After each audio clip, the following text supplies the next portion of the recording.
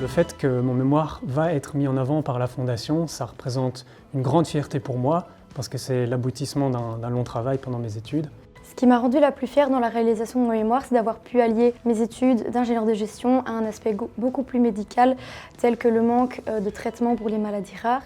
C'est vraiment avoir réussi à allier mes valeurs et mes questionnements personnels avec mes valeurs et mes questionnements professionnels. C'est d'intégrer les utilisateurs finaux dans le design de technologie parce qu'on ne le fait pas souvent alors que c'est vraiment super important. C'est vraiment un travail que je dédie aux femmes migrantes sans papier qui ont accepté de faire partie de mon travail.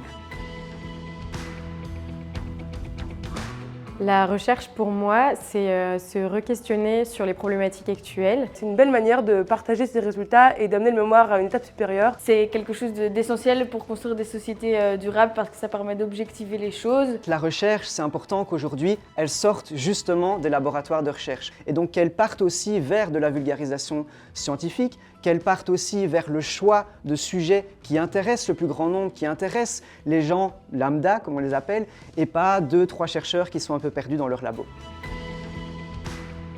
Pour moi, transmettre un monde habitable aux générations futures, c'est un peu tout l'enjeu de l'écologie et de la lutte pour l'environnement. Et je pense que c'est vraiment une question intéressante parce qu'on parle souvent de l'environnement en tant que tel, mais je pense que l'habitabilité, ça couvre plus que ça. Et ça couvre un peu l'approche 4P. C'est réfléchir à les actions qu'on entreprend aujourd'hui et savoir si elles vont avoir un impact négatif ou positif. L'avantage d'une approche systémique, c'est que ça nous permet de garder une vue globale.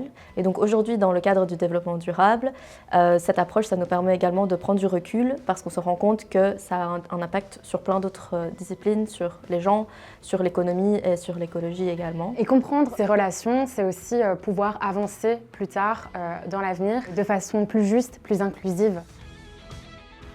Alors ce que je retiens de ma participation au ERA Awards, c'est tout d'abord la rencontre avec de nouvelles personnes et puis des conversations hyper intéressantes sur des sujets variés dans des secteurs que je ne connaissais pas du tout. C'est un sujet qui vous tient à cœur, c'est un enjeu de société et donc c'est l'occasion de montrer une visibilité de votre travail. C'est une aventure humaine pour pouvoir améliorer le monde de demain, pour pouvoir offrir aux générations futures un monde meilleur.